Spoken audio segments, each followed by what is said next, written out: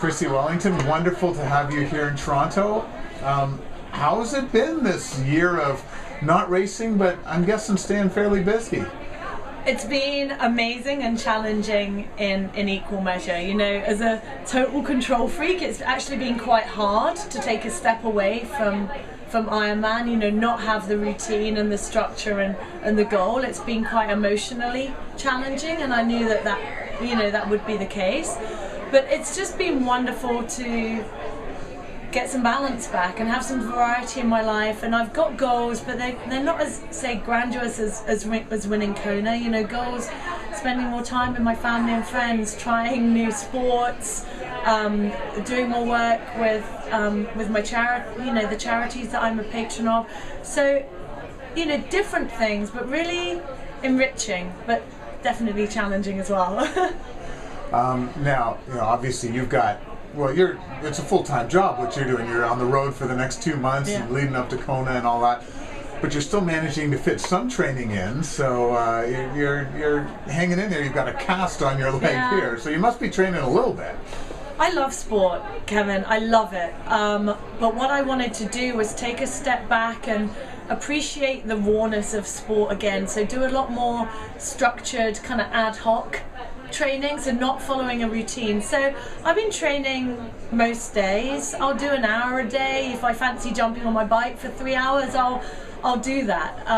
So I've just been enjoying like more unstructured, unregimented training, and not just swim, bike and run, you know, doing canoeing. I tried cross-country skiing this year, done a little bit of off-road biking. So just doing different things.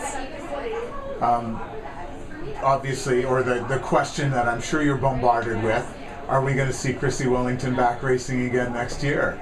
Ask me that in December. I really haven't decided yet. The intention was always to come back next year, but I need to still give it some careful thought, and I really haven't made my mind up 100% as to whether or not I'll be back racing. I miss it though. Well, we miss having you too. So now you're obviously here signing books. How rewarding has it been, the amazing reception, I'm guessing the amazing reception to your book?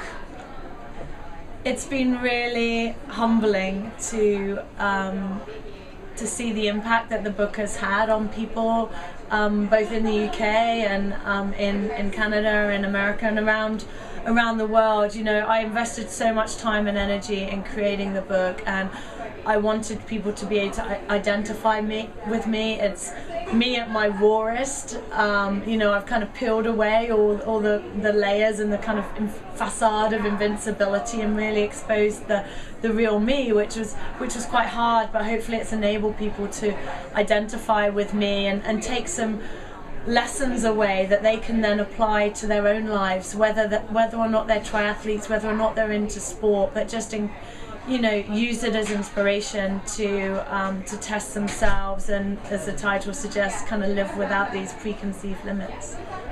How hard was that taking those layers off for somebody who, for 5 years you had to be it didn't have to be, but you were the unbeaten Ironman champion. You were the person, you had to go to those races and make it abundantly clear no one was passing you, and then to suddenly take that step back.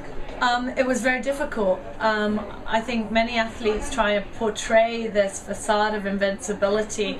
You know, we're put up on pedestals as almost these superhumans, but I realized that if the messages I wanted to convey were to really resonate with people, then they had to identify with the real me. I had to expose that I get scared, I'm fearful, that I've had, eating disorders, that I get nervous before a race.